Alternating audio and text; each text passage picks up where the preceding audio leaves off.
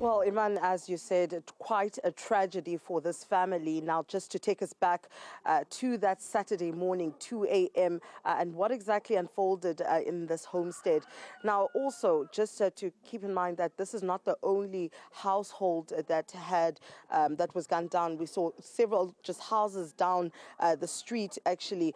Other family members, 4 of them were gunned down in that home, and all of them had died on the scene. Now, we're just going to walk you through, Iman, what is believed to have happened from what we hear from the neighbors, from the ward councillor, from the village headman as well. Now, what you're seeing now is the main house from this homestead, and you can see there's the window. It is believed that they used a brick to break open that window, and then they fired some shots before kicking down this door. You can see now the door is being held together using a wire. Now, that's when they kicked down the door, and it's said that they went inside and they shot about 8 people actually that were inside this particular house. And now when we move on, Iman, we're not going to show the scene because it has not been cleaned up yet. There's still blood everywhere here on this front veranda here. Now, this is where it's believed about 5 family members were sleeping within this flatlet here. Within the same yard. Now, what you're seeing, that padlock that you're seeing over there, that's a new padlock that was put in by the police officers. It's believed that the shooters shot the padlock open, and that's when they were able to gain entry. Now, it's said, as you can see, we can see the bullet holes, just the 2 bullet holes over there where the bullets landed, where they had shot. Now, a few of them had come out to actually see what was happening when they heard the sounds coming from the main house. They were the ones that were 2 of them that were found here, gunned down, and it's just blood here.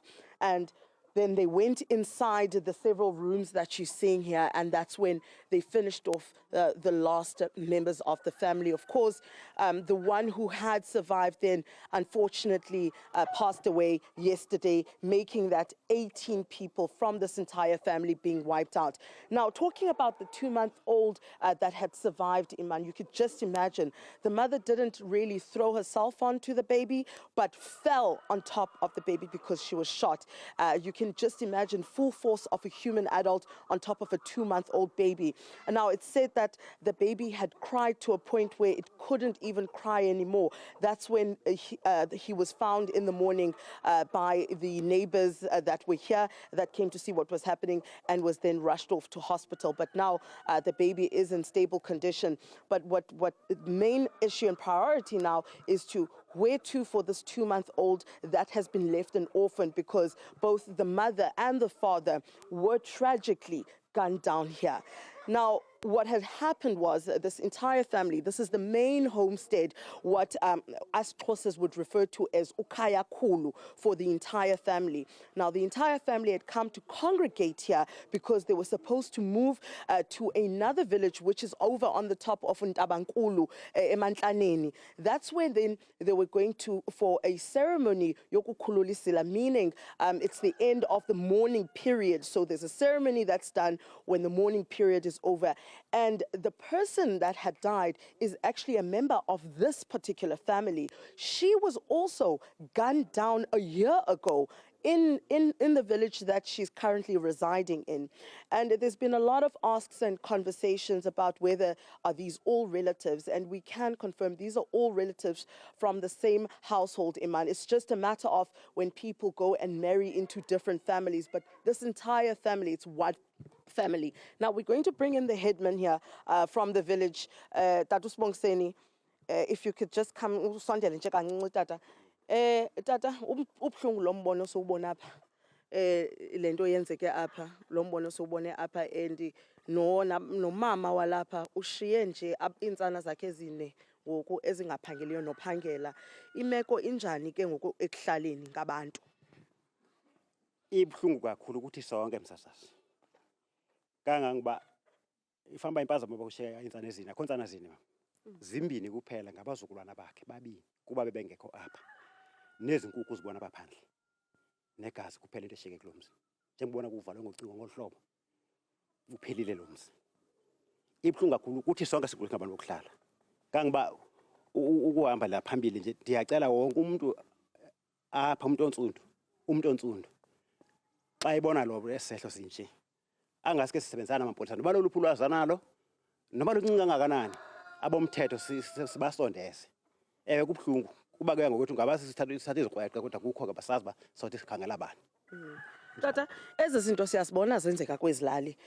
Ngo-2022 sasibona engqeleni, sabona nakutsolo. Imizi iyaphela yile mipu, imizi iyaphela kufike kudutyulwa abantu kuphela abantu emzini.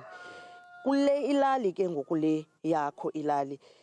Ingaba nje ile nto yenzekile yehlileyo yintoni mhlawumbi nje ngabantu ke ngoku abaphethe abadala nina apha elalini enizawukwenza ukuqiniseka ukuba izinto ezinje zingenzeki kwezilali? Icebo linye kuba kaloku kunomthetho lawo la kwelizwe lelo basebenzisana nabantu bomthetho sibanike yonke into abanothi bayisebenzise ukuthomalalisa lento kaba sazawuhlangana ndiyacinga ngecawe lesiyako saphinde sidibane singabantu bokuhlala apha elalini sizama ukudibanisa ukuzama ichiza loba singathetha singathini singabonisana njani na. Okay, ndiyabulela kakhulu tata. Just to quickly wrap up, Iman, what he said that there's only the 2 grandchildren that the mother of this house has left, 2 grandchildren and the chickens and the blood. That's all that's left of this family. The entire family has been wiped out, Iman.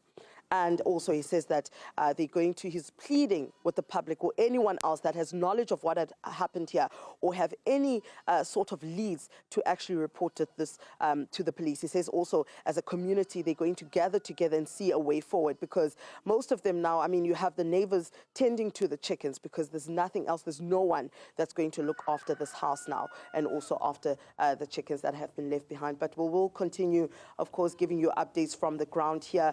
We do know that the mayor and the councillor, the ward councillor did meet regarding, they are to meet regarding a planning for a mass funeral for this family. It's just absolutely gut-wrenching. And as you say, they were there to almost conclude the mourning period for those murders a year ago, and this happens again. So it seems to be a deliberate and well-articulated plan, as the headman said there, to wipe out this family completely. Sipha, we'll come back to you a little bit later on for more, but thank you very much for just sharing with us and bringing us into the nightmarish events over the weekend that wiped out 18 members of the same family.